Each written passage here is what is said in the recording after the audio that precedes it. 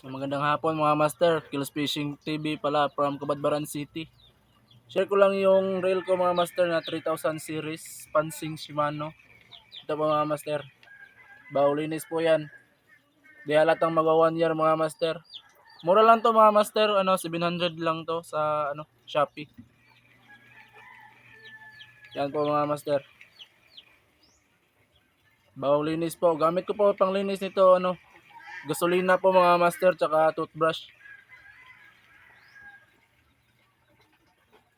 Brush lang niya. Tas yung ilalim nito mga master, yung nilagay ko, petroleum jelly. Tas dito din mga master. Yan dito mga master. Diyan. Lagyan ko ng petroleum jelly. Tas dito din sa kabila. Lahat ng may mga nut mga master, lagyan ko ng petroleum jelly.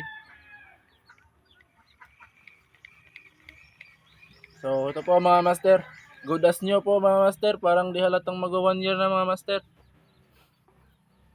Mura lang to mga master sa Shopee. 700 lang to kapin. Yan po mga master. Ito po gamit ko ito po yung partner ko sa casting rod ko na ML. Yan po mga master. So yun lang po mga master.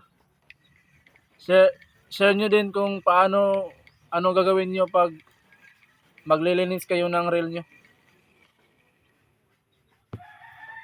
Kills Fishing TV po mga master from Cabadbaran City.